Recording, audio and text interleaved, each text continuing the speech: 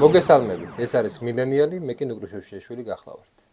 დღეს ჩვენი სტუმარია, ჩვენი მეგობარი და ჟურნალისტი ზვია დავალიანი. დღეს ჩვენ ვისაუბრებთ იმ ცვლილებებზე, იმ გეოპოლიტიკურ და ასევე პოლიტიკურ იდეოლოგიურ ცვლილებებზე, რაც უკვე როგორც ფაქტი, ისე გვაქვს მოცემულობა. აი მაგალითად, USAID-ის დახურვა. მაგალითად ის რომ იმის მიუხედავად რომ ერთნაირი კარნავალი ელემენტები შეიცავს როგორც შეერთებულ შტატებში და საქართველოში და სერბეთში და ასე შემდეგ ეს ლიბერალური გამოსვლები მაინც ვერ აღწევენ ვერაფერს არადა სულ რამოდენიმე წლის წინ მათი აქციებს ჰქონდათ ისეთი ყოველ შემთხვევაში ძალა შეიძლება ვერ ცვლიდნენ ხელისუფლებას მაგრამ მინიმუმ რაღაც სანქციებს ან რაღაცა ყვითელ ბარათს იღებდა ესა თუ ის ხელისუფლება ესეთ მოვლენების დროს ჩვენ ხედავთ რომ USAID-ის მთელი რიგი ინფორმაცია ილონ მასკის თავისუფლებით გახდა საჯარო და ნახეთ რომ განთორმა მართლაც განსხვავებული აზრის წარმომადგენლებს ბლოკავდნენ სპეციალურად ფაქტ-ჩეკერები და სხვადასხვა ესეთი ორგანიზაციები. ჩვენ ხედავთ რომ ყოფილა მთელი რიგი ექსპერტთა ჯგუფები რომელსაც ფულს უხდიან იმიტომ რომ ეს ნარატივი გაეტარებინათ. ანუ ჩვენ ხედავთ იმას რასაც ლიბერალები სხვებს აბრალებდნენ თუმცა ეს ყველაფერი თვითონ ყოფილა. Fake news-ების გამავრცელებლებით, სიტყვის თავისუფლების შემწყდველებით, თავისუფლების მტრებით და ასე შემდეგ და ასე შემდეგ. მოკლედ ამ რეალობაში ჩვენ გვიწევს ახლა ცხოვრება და გარკვეულწილად მოდი მოვახდინოთ ამ ყველაფრის ანალიზი. ანალიზი მოვახდინოთ იმ რაღაც ჩვენი გამოცდილებებიდანაც, რაც წლებია უკვე გარკვეულწილად რაღაც იმას ვიღებთ, დარწმუნებს, აი მე მაგალითად ეგეთი საიტი იყო Monagy, რომელიც ხოშტარიამ და გირჩ ჯაფარიძემ დაარსა და იქ მე შემიყვანეს და რა მოტივით, რომ მე თქვი USAID აწესმეთ სახელმწიფო გადატრიალებას საქართველოში და ამიტომ შემიყვანეს Monagy-ის. ეხლა ეგ საჯაროდ გახდა ცნობილი და აი საინტერესოა რომ ალბათ შენზეც იყო რაღაცა მსგავსი შეტევები. მაგრამ მოკლედ რასაც წლებია ვლაპარაკობდით, თურმე არანაირი შეთქმულებების თეორია ეს არ ყოფილა, ეს ყოფილა რაღაც სიმართლე და ეხლა ეს გამოვლინდა. მე მგონია ჩვენ რაღაცა განსაკუთრებული რაღაცა ინფორმაციით ან რაღაცა გონების ადამიანები არა ვართ, ჩვენ ვართ ჩვეულებრივი ადამიანები, რომლებიც უბრალოდ სიმართლეზე მივანიშნებდით და მაგიტომაც მოხდა ჩვენი სიმართლე დამეთქვა იმ სიმართლეს, რაც რეალურად იყო. ძალიან დიდი ფინანსები იდებოდა, მოდი ესე ვთქვა, ტყუილის წარმოებაში. ალტერნატიული რეალობის. ალტერნატიული რეალობის. გამარჯობა პირველ რიგში მინდა მივესალმო შენი პოდკასტის თითოეულ მაყურებელს ნუკრი.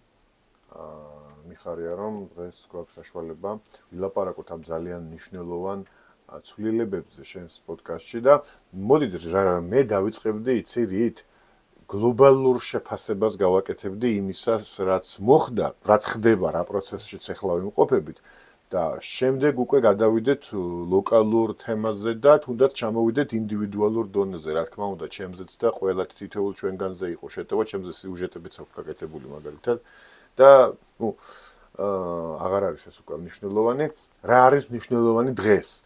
მე იმას, რაზეც შენ ვილაპარაკე, რაც შენ ჩამოთვალე იმ ფაქტების ერთობლიობას, დავარქმევდი გლობალური ლიბერალური ფაშიზმის დასასრულს. უბრალოდ ლიბერალური ფაშიზმის გლობალური განზომილების დასასრულს. ანუ გლობალურად ლიბერალური ფაშიზმი დამარცხდა, დასრულდა. პირველ რიგში ეს, რა თქმა უნდა, იგულისხმება ამერიკის შეერთებულ შტატებში. რა თქმა უნდა, ეს არ ნიშნავს, რომ ყველა კონკრეტულ ქვეყანაში იმ წუთში მოხდება იგივე და არც გარანტია გვაქვს იმისი, რომ მოხდება, თუ ჩვენ არ ვიმუშავეთ ამისთვის და ჩვენ არ აღმოჩნდით მზად აი ამ ეპოქისთვის, არ აუწყოთ ფეხი ამ ეპოქას, მაგრამ ყოველ შემთხვევაში გლობალურ ცენტრში ლიბერალური ფაშიზმი დამარცხდა.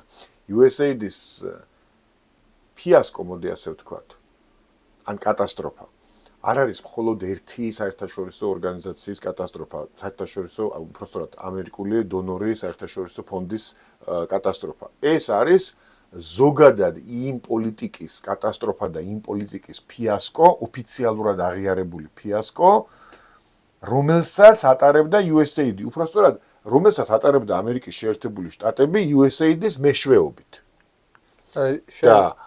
შენ არ გაქვს ის წარმოდგენა, რომ USAID მაინც დამოუკიდებელი ორგანიზმი იყო სახელმწიფოში. გარკვეულწილად, კი ბატონო, შეიძლება მე კი არა რუბიო ამბობს, მაგალითად რომ თურმე ამერიკის შეერთებული შტატების საელჩოს რომ კითხო და ამას ამბობს ოფიციალურად აცხადებს ამერიკის შეერთებული შტატების სახელმწიფო მდივანი აცხადებს რომ თემ სოფლიოში რომ მიხვიდეო ამერიკის შეერთებული შტატების საელჩოებში და იქ გამოკითხო საელჩოს პერსონალი ან დაელაპარაკო დიპლომატებს პირველი პრეტენზია ექნებათ USAID-ის მიმართო და გეტყვიანო რომ საელჩოს საქმიანობას არა მარტო ხელს არ უწყობენო, არამედ პირიქით უშლიანო. ამას რუბიო ამბობს და შეიძლება ამას ამბობენ ცალკეული დიპლომატები, მაგრამ თუ ახლა ჩვენ დავაკვირდებით თუნდაც საქართველოს მაგალითზე გასული 2-3 წლის განმავლობაში რასაკეთებდა USAID და რასაკეთებდა ამერიკის საელჩო, მე პირადად, ჩემი პირადი აზრია, რომ დიდ განსხვავებას ვერ ხედავ მათ ქმედებებს შორის. შეიძლება სადმე იყო ეს განსხვავება. ან შეიძლება საელჩოს არ უნდოდა რაღაცას გაკეთება და USAID-ის ბულინგის ქვეშ იმყოფებოდა და უწევდა ისეთი რაღაცეების გაკეთება, რაც არ ვიცი, იდეაში შეიძლება ისინი ხვდებოდნენ რომ ცუდი იყო.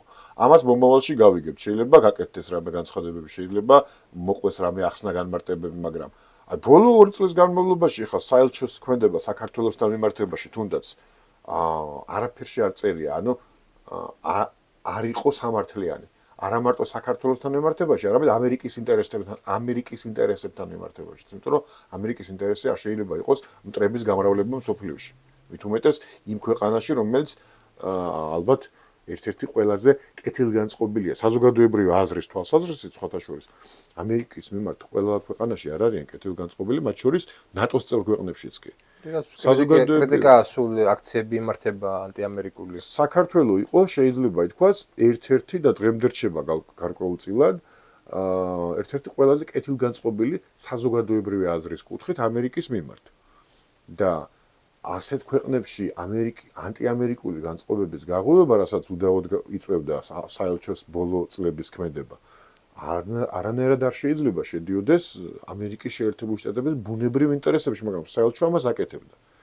ამიტომ მე ვერ ვიტყოდი, რომ მაინც და მაინც მხოლოდ USAID-ია დამნაშავე და საელჩო განსხვავებულ პოზიციაზე იყო, შესაძლოა რაღაც პროტესტი შიგნით არსებობდა და ამას დავინახავთ. არ ვიცი, გამოჩნდება მაშინ ეს პროცესი, მაგრამ ფაქტია, რომ USAID იყო სახელმწიფოში გეთანხმები და ეს სახელმწიფოში დასრულდა და მასთან ერთად დასრულდა ის იდეოლოგიაც, რომელიც ტარდებოდა USAID-ის მეშვეობით. ვინ ატარებდა ამას ოფიციალური ვაშინგტონი, Deep State თუ სხვა ძალები, რომლებიც შეიძლება სხვადასხვა ტერმინოლოგიით დავახასიათოთ და მოიხსენიოთ, ამაზე ცოტა მოგვიანებით უფრო დავკონკრეტეთ, მაგრამ USAID-ის მეშვეობით რა პოლიტიკას ხორციელდებოდა, ანუ გლობალური ლიბერალური პროექტი დასრულებულია.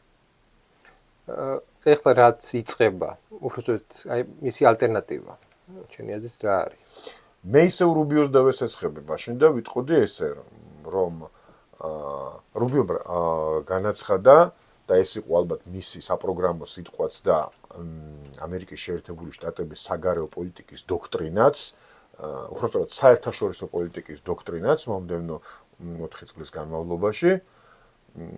მე ვფიქრობ, რომ მომდევნო 4 წლის განმავლობაში ყველა ქვეყანა წინ წამოსწევს საკუთარ ეროვნულ ინტერესებს და დაიცავს საკუთარ ეროვნულ ფასეულობებს.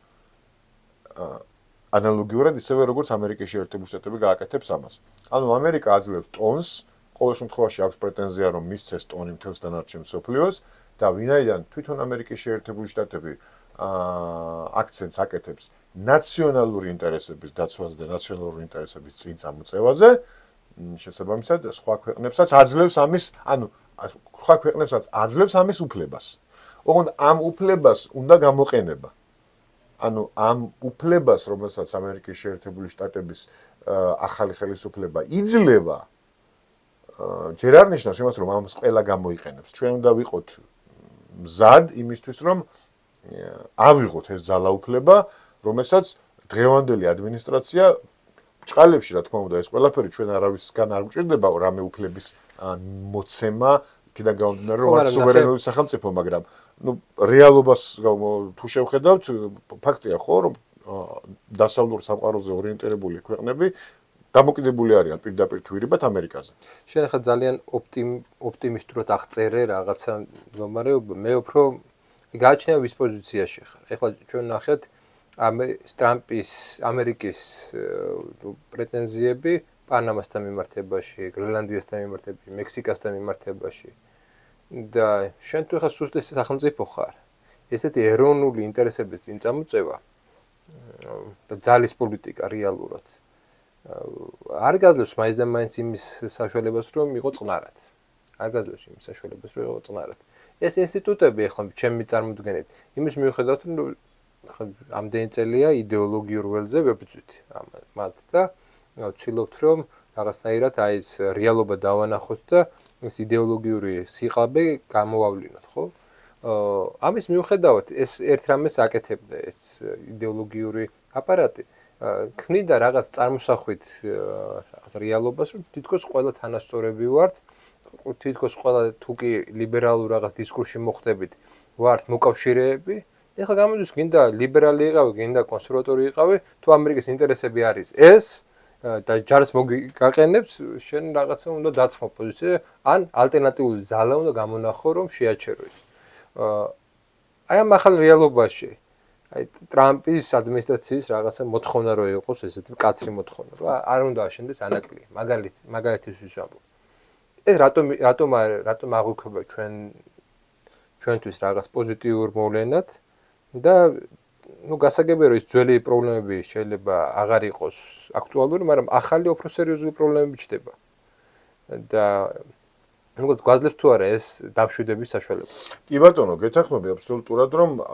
რეალობა რომელიც დადგა არ იქნება მხოლოდ და მხოლოდ პოზიტიური და შეიცავს თავის საფრთხეებსაც მათ შორის იმ ტიპის საფრთხეებს რაზეც ილაპარაკე არა მხოლოდ საქართველოს არამედ ნატოს წევრი დანიაც მოვიდა დაპირისპირებაში აგერ უпростоრად ამერიკის შეერთებული შტატების ტრამპის ვერსიის ამერიკის შეერთებული შტატების ინტერესები დაუპირისპირდა დანიის ინტერესებს ნატოს წევრი დანიის ინტერესებს რაც ძველ წესრიგში იყო შეუძლებელი ამაშიც გეთანხმები ანუ ძველი წესრიგი გულისხმობდა რაღაც თითქოს ილუზორულ, მაგრამ თითქოს ჰარმონიას მოკავშირეებს შორის, ახალ რეალობაში ეს ჰარმონია გაქრა, რადგან წამოვიდა წინა პლანზე ნაციონალური ინტერესები და შეიძლება ნაციონალური ინტერესები დაუპირისპირდეს მოკავშირე ქვეყნის ნაციონალურ ინტერესებსაც. ან მოდი ასე ვთქვათ, ყოველთვის არ დაემთხვევა ამ ახალ რეალობაში მოკავშირეების ინტერესებიც კი ყოველთვის არ დაემთხვევა ერთმანეთს. მაგრამ ეს ისედაც ფაქტია. ჩვენ რატომ დაინგრა ეს რეალობა, რომელზეც ვლაპარაკობთ, ლიბერალური დღის წესრიგი? იმიტომ რომ ის არ იყო ადეკვატური რეალურ სიტუაციასთან. რეალური სიტუაცია სოფლიოში შეიცვალა ჯერ კიდევ 2022 წელს და მანამდეც, მაგრამ 2022 წელს აი აბსოლუტურად შეუერაღებელი თვალითაც ნათელი გახდა, რომ სხვა სამყაროში გავიღვიძეთ და კონკრეტულად ჩვენთან მიმართებაში ეს რას ნიშნავდა? ჩვენი ინტერესი არ დაემთხვა, მოდი პირდაპირ ვთქვათ, არ დაემთხვა ჩვენი ინტერესი ჩვენი დასავლელი მოკავშირეების ინტერესებს. დასავლელი ჩვენი მოკავშირეების ინტერესი იყო ჩვენ მაქსიმალურად გაგვემწვავებინა რუსეთთან დაპირისპირება, იქამდეც კი რომ მათთვის მოსაღები იყო ომის სცენარი და პირიქით ბევრი დასავლელი ლიდერი და პოლიტიკოსი პირდაპირ მოგვიწოდებდა კიდეც ამისკენ და ვინც პირდაპირ არ მოგვიწოდებდა, ფაქტობრივად გვიბიძგებდა ირიბად აქეთკენ და ჩვენი ინტერესი ბუნებრივია ეს არ იყო და ვერც იქნებოდა, იმიტომ რომ აქ ჩვენი სახელმწიფოს კი არა, საერთოდ ფიზიკური ყოფნა არ ყოფნის საკითხი დადგებოდა ამ შემთხვევაში. ამიტომ ჩვენ ჯერ კიდევ ძველ რეალობაში დავუპირისპირდით ინტერესთა კონფლიქტი ჩვენსა და ჩვენს მოკავშირეებს შორის დე ფაქტო დადგა ჯერ კიდევ წინა ლიბერალურ რეალობაში. და ის ლიბერალური რეალობა დაინგრა იმის გამო, რომ ის მან უბრალოდ ვერ აღწერა რეალური სიტუაცია და ვერ მოძებნა აქედან გამოსავალი. იმ სისტემაში ამ კოლიზიიდან გამოსავალი ვერ მოიძებნა. შეიძლება თუ არა მომავალშიც დადგეს ასეთი ანუ მომავალშიც განმეორდეს ასეთი წინააღმდეგობა მათ შორის მოკავშირეებს შორის. შეიძლება. მათ შორის შეიძლება ანაკლიაც იყოს ერთ-ერთი წინააღმდეგობის წერტილი მაგალითად ჩვენსა და ამერიკელებს შორის. მაგრამ ამ შემთხვევაში ჩემი აზრით ახალი დღის წესრიგი ჩვენ უკვე გვაძლევს ალგორითმს როგორ უნდა ვიმოქმედოთ. ალგორითმი არის ეროვნული ინტერესები უპირველეს ყოვლისა. შესაბამისად, თუ ჩვენთვის იქნება ჩვენი ეროვნული ინტერესებისთვის, როგორც იქნება უკეთესი, ისე უნდა ვიმოქმედოთ ამ შექმნილ სიტუაციაში. ალგორითმი ესეთია. მაგრამ აი ეხლა მოდი ისე ავიღოთ წლების განმავლობაში შიდა პოლიტიკას გადავიდეთ. წლების განმავლობაში დემოკრატია აღიქმებოდა როგორც ენჯიოკრატია რეალურად, ხო? ეხლა რეალურად სოციალურ ქსელშიც ჩანს ეს, მაგრამ რადგან დაფინანსება უწყდება, რადგან ისეთი ინსტრუმენტალი ინფრასტრუქტურა აღარ იქნება, რასაც გარე ძალები უკრინენ მათ, ბუნებრივია ეს ძალები დაკარგავენ საკუთარ გავლენებს. მათი ძალები ძირითადად მათი ლეგიტიმაცია აგებული იყო გარე ფაქტორებზე. აი ამ რეალობაში შენ როგორ წარმოგიდგენი არის მოდი ესე ვთქვათ საშუალება საზოგადოების დემოკრატიზაციის და რა ინსტიტუტები მიგაჩნია ამ ახალ რეალობაში რომელიც ჩაანაცვლებს იმას რაც ადრე იყო NGO ინსტიტუტები. ძალიან კარგი შეკითხვაა. პირველ რიგში დავიწყებ იმით რომ გეთანხმები, ანუ ძველი დემოკრატია ლიბერალურ დღის წესრიგთან ერთად დასრულდა. არა მარტო არასამთავრობო ორგანიზაციების სახით, არამედ აი იმ თუნდაც აი ძალიან სიმბოლური იყო, როდესაც პარლამენტში ოფიციალურად შეუწყდა უფლებამოსილება რამდენიმე რადიკალური ლიბერალურ ფაშისტური ძალის წარმომადგენელს, დეპუტაციას უпростоრად, რომლებიც აღმოჩნდნენ თავად აირჩიეს ეს ქუჩაში. ესეც სიმბოლურად ხაზს უსვამს იმას, რომ გლობალური ლიბერალური პროექტი დასრულებულია. მაგრამ რა დაიკავებს მის ადგილს? რა იქნება, ვინ იქნებიან ახალი დემოკრატიის აქტორები, ასე ვთქვათ. ამას მომავალი გვიჩვენებს და მათ შორის შეიძლება დავაკვირდეთ თუნდაც იგივე ამერიკის შეერთებულ შტატებს იქ როგორ ყალიბდება ახალი დემოკრატია. შეიძლება ეს იყოს მაგალითად უბრალოდ მაგალითის სახით ვამბობ. შეიძლება ეს იყოს რელიგიური ინსტიტუციები. ჩვენ შემთხვევაში შეიძლება იყოს ეკლესია, ერთ-ერთი, მაგრამ არა ერთადერთი. შეიძლება იყოს პროფკავშირები. შეიძლება იყოს სხვა ტიპის საზოგადოებრივი გაერთიანებები, მაგრამ ეს აუცილებლად უნდა იყოს ადგილობრივ ბაზაზე წარმოშობილი პირველ რიგში. ანუ მთავარი პრინციპი იქნება მომავალში, რომ დემოკრატიის აქტორები იქნებიან წარმოშობილი ადგილობრივ ნიადაგზე. ეს არ იქნება სადღაც ვაშინგტონიდან დაფინანსებული ორგანიზაცია, რომელიც ხშირად აბსოლუტურად აცდენელია ადგილობრივ დღის წესრიგს და მაგალითად ღაზას სექტორში არიგებს პრეზერვატივებს ან საქართველოში აწარმოებს მწვანე ავტომობილების, ხო? მწვანე ავტომობილების პრომოუშენს, რეკლამას, რაც თავისთავად არაფერი ამაში ცუდი არ არის, მაგრამ საქართველოს წინაშე, ქართული საზოგადოების წინაშე არის უფრო მნიშვნელოვანი გამოწვევებიც და თუ ვინმეს საქართველოსთვის დღეს კარგი უნდა და უნდა რომ საქართველოში ფული დახარჯოს, ჯობია რომ სხვა ტიპის პროექტებში ჩაიდოს ეს ფული, თან ეს ყველაზე უწყინარი პროექტია იმათ შორის, რაც მათგან ფინანსდებოდა. სინამდვილეში ეს მხოლოდ საფარია, დანარჩენი ფული, ვიცით ჩვენ კარგად რაშიც იხარჯებოდა პოლიტიკურ დესტრუქციაში, რევოლუციის მოწყობის მცდელობაში და ასე შემდეგ. მოკლედ, აი ასეთი ტიპის გლობალური ცენტრიდან მართული დემოკრატიის აქტორები აღარ იქნებიან. ან ყოველ შემთხვევაში თუ იქნებიან, მათი გავლენა ძალიან შესუსტდება. ვინ დაიკავებს მათ ადგილს და რა იქნება ეს ინსტიტუტები, კონკრეტულად დღეს ამის თქმა რთულია, მაგრამ ეს ინსტიტუტები იქნებიან ადგილობრივ ნიადაგზე აღმოცენებული. და დემოკრატიული პროცესის განვითარება ბუნებრივად წარმოშობს. სხვათა შორის NGO-ს კრიტიკის ერთ-ერთი ასპექტი ყოველთვის იყო აკადემიურ სივრცეში ის, რომ გარედან დაფინანსებული NGO ან სამოქალაქო საზოგადოება ბლოკავდა ადგილობრივ ნიადაგზე რეალური სამოქალაქო საზოგადოების განვითარების პერსპექტივას. იმიტომ რომ ეს ნიშა ჰქონდა დაკავებული მათ და სხვათა შორის თვითონ იმ არასამთავრობო სექტორშიც რამდენიმე არასამთავრობო ორგანიზაცია იყო, რომელსაც ლომის წილი ეკავა როგორც ფინანსებში, ისე პოლიტიკური გავლენით. სხვა არასამთავრობო ორგანიზაციები ნაწილი მხოლოდ ქაღალდზე არსებობდა, ნაწილს არასდროს არ მიუღია არავითარი დაფინანსება. ახალ რეალობაში მე ვფიქრობ, რომ ადგილობრივი ნიადაგზე წარმოშობილი ორგანიზაციები, მათ შორის არასამთავრობო ორგანიზაციები, უფრო დიდ გავლენას მოიპოვებენ ის ორგანიზაციები, რომლებიც თუნდაც ადგილობრივი სახელმწიფო ფონდიდან მიიღებენ დაფინანსებას და იქნებიან ორიენტირებული კონკრეტულად ქართული საზოგადოების საჭიროებებზე. თავისთავად გლობალური პროექტების საწინააღმდეგო იდეაში თუ ეს პროექტები მიმართულია რაღაც ზოგად საკაცობრიო სიკეთეების მისაღწევად არაფერი არ მაქვს.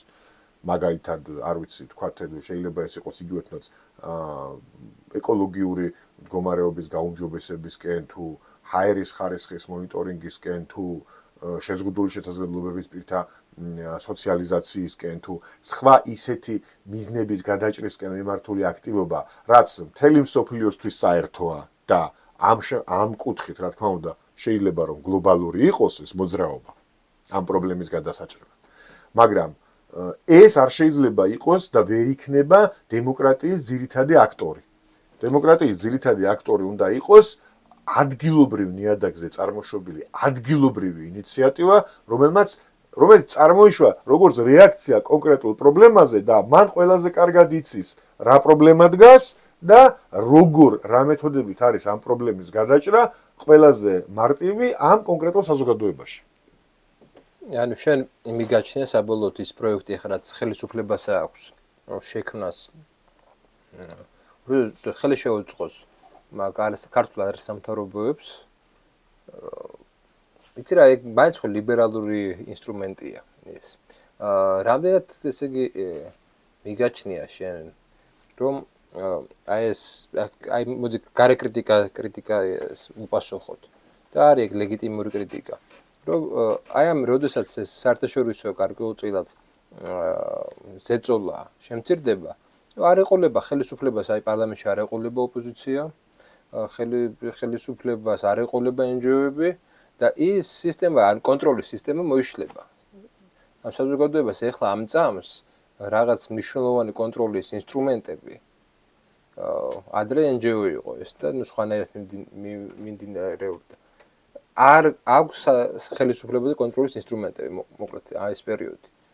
და რამდენად მიცემს თვითონ აი ესეთი პოლიტიკური სისტემა იმის საშუალებას, რომ ეს ინსტრუმენტები გაუშვდეს ხელთ. ხო და ზოგადად ეს კრიტიკა და შიში მე მესმის, რომ ბევრი ადამიანი, მათ შორის ჩვენი ნაცნობები Facebook-ზე წერენ, რომ ძალიან ცოტა მაგალითია, როდესაც ხელისუფლება თვითონ აძლევს ამ ინსტრუმენტებს საზოგადოებას, როგორც ესე არ აძლევს ხოლმე და ეგ ბრძოლით მოიპოვება ხოლმე, ხო? რამდენად ესე იგი გვაქვს პოტენციალი, რომ გქონდეს რაღაც საზოგადოებას გქონდეს კონტროლის საშუალება ხელისუფლების.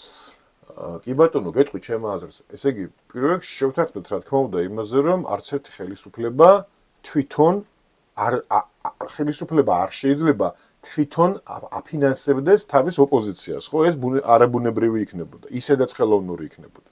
ეს არც უნდა მოხდეს. ხელისუფლებამ უნდა შექმნას მექანიზმი და ხელი არ უნდა შეუშალოს მექანიზმი ბუნებრივი პროტესტის ორგანიზებისთვის. და ასეთი პროტესტი ნებისმიერი ხელისუფლების დროს იქნება, ნებისმიერ ხელისუფლებას მოეძებნება კრიტიკოსი, ნებისმიერ სისტემაში მოიძებნება ადამიანები, რომლებიც მოისურვებენ კრიტიკის და კონტროლის ფუნქციის დაკავებას, ანუ მაკონტროლებლის ფუნქციის დაკავებას და ხელისუფლების ვალია რომ ამ ადამიანებს ხელი არ შეუშალოს საკუთარი აზრის და პოზიციის დაფიქსირებაში ეს ერთი და მეორე ხელი არ შეუშალოს შეკავშირებაში, ფინანსების მოძიებაში და თვითორგანიზებაში. თუ ეს იქნება უზრუნველყოფილი, ეს ბუნებრივად მოხდება აი ესეთი პროტესტის უпростоად აი ამ მაკონტროლებელი აქტორების იქნება ეს პოლიტიკური პარტია თუ არასამთავრობო ორგანიზაცია ამ შემთხვევაში ფორმას არ აქვს დიდი მნიშვნელობა. აი ამ მაკონტროლებელი აქტორების ესე იგი გამოჩენა ასპარეზზე ბუნებრივად მოხდება. თავარია ამას ხელი არ შეუშალოს. თავარი ჩვენი გამოწვევა 90-იანებიდან დღემდე იყო ის რომ აი ესეთი მექანიზმი რჩებოდა როგორც წესი ქუჩა. ანუ სისტემამ გარკვეულწილად უნდა იზრუნოს რომ ქუჩა არ იყოს ეს. კი ბატონო, გეთანხმები. სივრცე. და ხო, და უნდა რაღაცნაირად თუ ამოცანა ის არის რომ ჩვენ საქართველოში აღარ უნდა შეიცვალოს ეგრეთ წოდებული რევოლუციებით ხელისუფლებები, რაშიც ეს აი 100%-ით ამ იდეის მატარებელი ვარ და ჩვენმა 30 წლიანმა ისტორიამ აჩვენა რომ ესეთი რევოლუციებს ცუდისმეტი არაფერი არ მოაქვს. ეგრეთ წოდებულ რევოლუციებს, რა თქმა უნდა. მაშინ ქუჩის გარკვეულწილად განეიტრალება არა იმ გაგებით რომ ქუჩაში არ გამოხვიდეთ, არამედ სხვა მექანიზმების მოძებნა არის საჭირო საზოგადოებას კონდეთ ზეწოლის საშუალებები. მე მაგალითად ესეთ ზეწოლის საშუალებად მემაჩნია პირველ რიგში ის რომ ბუნებრივად აი გერმანიაში როგორც არის რომ შეძლებული ადამიანები ქმნიან გარკვეულწილად ფონდებს და ეს ფონდები მერე აფინანსებენ გარკვეულ პოლიტიკურ იდეოლოგიურ საქმიანობებს. კი ბატონო. მეორე არის ის რომ ეს მაშინ მიზანმიმართული პოლიტიკა უნდა იყოს რომ უნდა შეიქმნას საკმაოდ დიდი უძრავი ქონების მესაკუთრე კლასი ქართულ საზოგადოებაში. რომელიც იმ შემთხვევაში თუ კი რაღაცა დაემუქრება გარე რაღაცა ეკონომიკური პრობლემები ან სხვა საშუალება კონდეს ყოველთვის აი ეს საშუალება და ამიტომ რომ მე გააქირავოს ან სხვა რესურსი კონდეს. ამიტომ აქ არის კიდევ ერთი მომენტი, შემოდის სოციალური მომენტი, მაგრამ საბინაო პოლიტიკა მაგალითად, საბინაო პოლიტიკებით შენი მოსახლეობის დიდი ნაწილი აქციო მესაკუთრეთ პირობითად. და ასე შემდეგ. ანუ მე არ წარმომიდგენია ეს დემოკრატიის ჩანაცვლება სოციალური პოლიტიკების გარეშე, ამის თქვა მინდოდა. ამიტომ ძირითადად ეხლა თუ რამეზე შემილია მე გარკვეულ კრიტიკული დამოკიდებულება მქონდეს იმ პოლიტიკების მიმართ, რაც დღეს წარმოებს ხელისუფლების მხრიდან, ხო? არის ის რომ არასაკმარისი სოციალური პოლიტიკა. ეს არის ჩემი რაღაცა კრიტიკის ობიექტი ძირითადად. თორე საგარეო პოლიტიკაში აბსოლუტურად მიყვები, საშინაო პოლიტიკაში ის რომ ეხლა ლიბერალური ძალები უნდა განეიტრალებულიყონ, აბსოლუტურად მიყვები. მის გვერდზე ვარ, მაგრამ ფუნდამენტი საჭიროა და ეს ფუნდამენტი მგონია სოციალური პოლიტიკები. სოციალური პოლიტიკა აუცილებელია და სხვათა შორის ის რომ ჩვენ ამ მხრივ გვაქვს ბევრი რამ გასაკეთებელი წინ გამოწვეულია ისევ და ისევ იმ სუვერენულობის დეფიციტით რომლის მსხვერპლიც ჩვენ ვიყავით. სუვერენულობის დეფიციტი გულისხმობდა არა მხოლოდ საგარეო და საშინაო პოლიტიკაში სუვერენიტეტის დეფიციტს, არამედ ასევე იდეოლოგიურად სუვერენიტეტის დეფიციტს. ჩვენ შეიძლება ხელისუფლებაში ყოფილან კიდეც საქართველოში ისეთი ადამიანები ან არიან, რომლებსაც სურდათ კიდევ უფრო მეტის გაკეთება ამ სოციალური კუთხით, მაგრამ ჩვენ არ უნდა დაგვავიწყდეს, რომ აი ეს გლობალური ლიბერალური დღის წესრიგი ჩვენ გვთავაზობდა კონკრეტულ ჩარჩოს, ჩვენ მაგალითად კონსტიტუციაში გვიწერია, რომ გადასახადების გაზრდის უფლება არ აქვს ხელისუფლებას, ხო? ანუ იდეოლოგიური სუვერენიტეტის დეფიციტი იყო ერთ-ერთი მიზეზი იმისა, რომ სოციალური მიმართულებით ბევრი რამ არის გასაკეთებელი და უფრო მეტის გაკეთება შეიძლებოდა წარსულში, მაგრამ ესეც უნდა შეიცვალოს ამ ახალ რეალობაში, იმიტომ რომ საგარეო და საშინაო პოლიტიკის დრამაზებს ამის იმედს მაძლევს ის, რომ საგარეო და საშინაო პოლიტიკაში სუვერენიტეტის გაძლიერებას ასევე უნდა მოყვეს და მოყვება კიდეც ბუნებრივად, ეს შეუძლებელია ასე არ იყოს, იდეოლოგიური სუვერენიტეტის მოპოვებაც.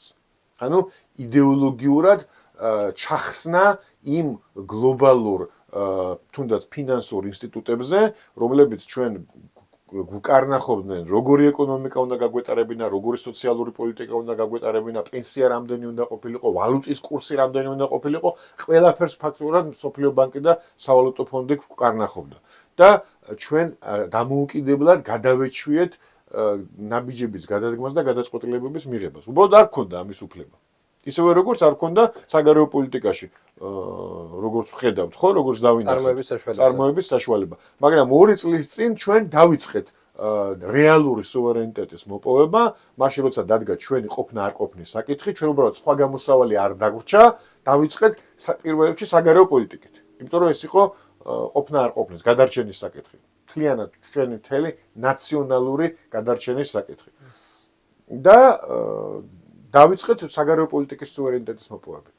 მოიპოვეთ ეს სუვერენიტეტი, დღეს უკვე საერთოდ დაინგრა ეს გლობალური ლიბერალური პროექტი და შესაბამისად შემდეგი ჩვენი ნაბიჯი უნდა იყოს უკვე რა თქმა უნდა იდეოლოგიური სუვერენიტეტის მოპოვება და იდეოლოგიური სუვერენიტეტის მოპოვება უკვე ბუნებრივად მიგვიყვანს უფრო ქმედითი სოციალური პოლიტიკის გატარებამდე. იმიტომ რომ შეკითხვას დაგისვა, რა უნდა იყოს ესეთი იდეოლოგიური პოლიტიკა, რა მიმართულებით მიგეჩნია. ერთი შენ თქვი რომ ეროვნული ინტერესები, მაგრამ ეროვნული ინტერესები ხო რაღაცნაირად ისეთი ცნებაა.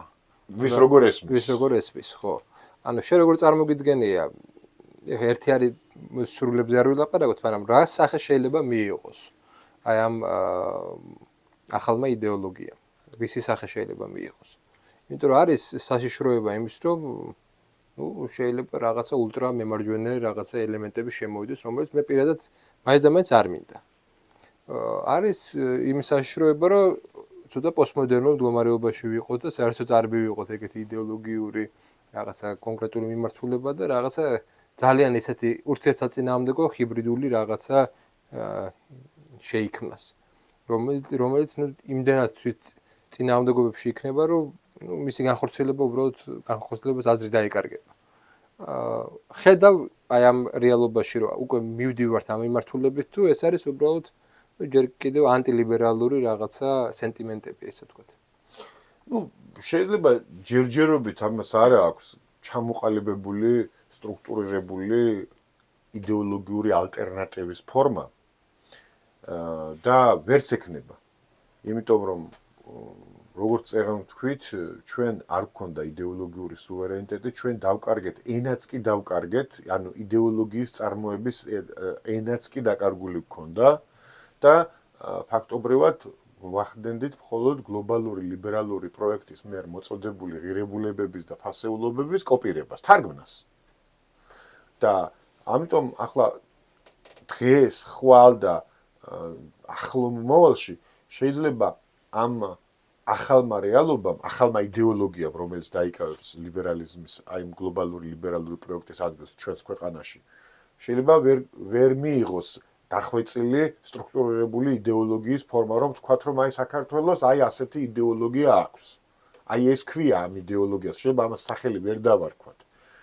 და იმის საფრთხეც არის, რომ რაღაც უფრო ქაოტური წინააღმდეგობის ფორმა კონდეს გარკვეული პერიოდი, მხოლოდ რეაქციის ფორმა იყოს ლიბერალურ პროექტზე. მაგრამ საფრთხის გამო ქმედებისგან თავი მაინც არ უნდა, ანუ ცდილობა არ უნდა შევწყვეტოთ იმის გამო, რომ ამ პროცესს ახლავს საფრთხე. ახლავს, რა თქმა უნდა, საფრთხე, არქაიზაციის საფრთხეც ახლავს, ყველაფერს ნებისმიერ ქმედებას ახლავს რისკი. ყველაფერს, რასაც არ უნდა გააკეთოს ხელისუფლება იქნება ეს მთლიანად საზოგადოება თუ ერთი კონკრეტული ინდივიდი ნებისმიერ ქმედებას ახლავს თავისი რისკი. და არის ასეთი რისკები, ამ რისკებზეც უნდა ვიფიქროთ, მაგრამ თუ ჩემი კონკრეტული პროგნოზი თუ ვარაუდი გაინტერესებს, მე მგონია რომ სახელის დარქმევა ნაადრევია, ანუ მოდი არ დავარქვათ ჯერ სახელი, არც დღეს და შეიძლება არც ხვალ არ იყოს ის დღე, როცა კონკრეტული სახელი უნდა დავარქვათ ამ იდეოლოგიას, მით უმეტეს რომ დღეს მეტანარატივები ზოგადად კრიზისშია მსოფლიოში და ძალიან ცოტა შეიძლება მოვძებნოთ, თქვათ, მაგალითი, სადაც ქვეყნისა, რომელსაც აი შეგვიძლია ვთქვათ, რომ აი ამ ქვეყანაში ვთქვათ კლასიკური სოციალიზმი, სოციალისტური იდეოლოგია, ან ამ ქვეყანაში კლასიკური კონსერვატიზმია. ესეთი მაგალითები ცოტაა, ან შეიძლება არც არის. მე მგონია, რომ უფრო ასე ვთქვათ, გამოყენებითი მეცნიერების კუთხით უნდა მიუდგეთ ამ საკითხს და უნდა ვთქვათ ის თუ ვის ინტერესებს ემსახურება ეს იდეოლოგია. ანუ თავარი ეს არის.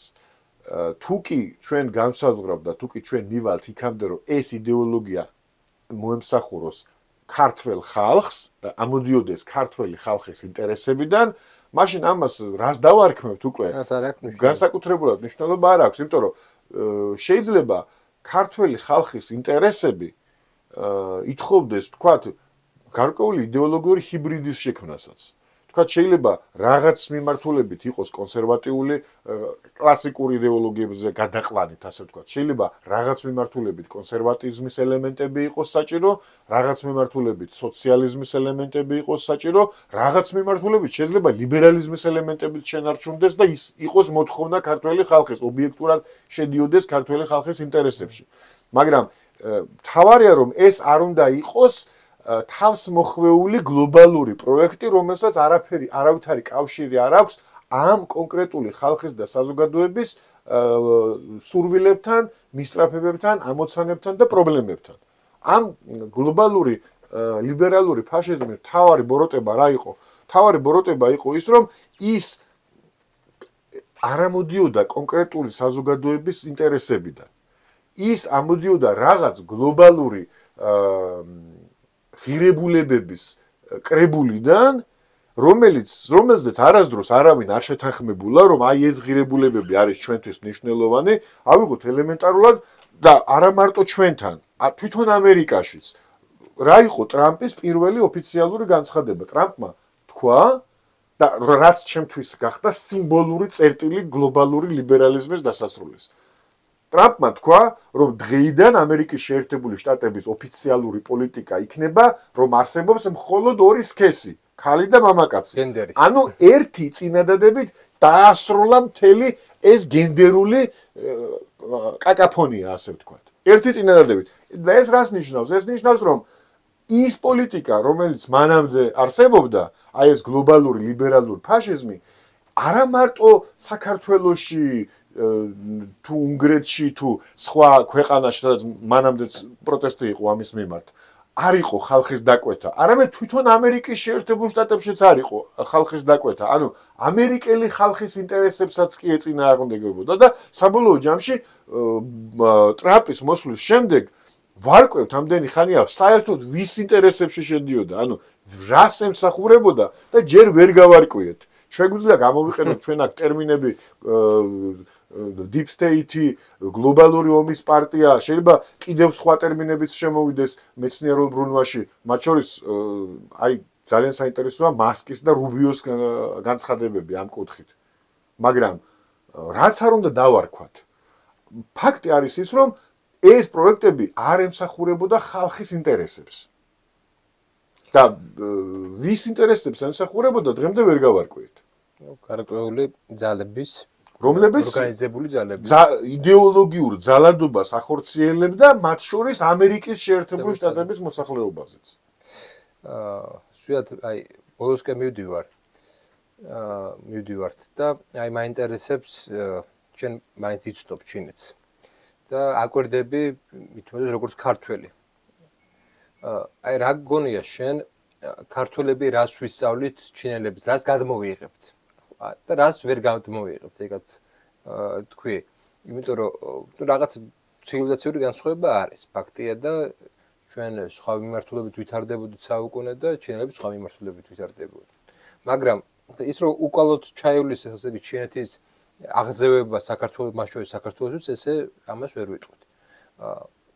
შენ რამოდენიმეჯერ ხარ ნამყოფი ჩინეთში, იცი ჩინური სიტუაცია, იცი ჩინეთი მოდი ესე ვთქვათ შიგნიდან შენი დაკვირვებით რა გავლენებს მოახდენს ჩინეთი საქართველოზე და რა გავლენებს ვერ მოახდენს ჩინეთი საქართველოზე?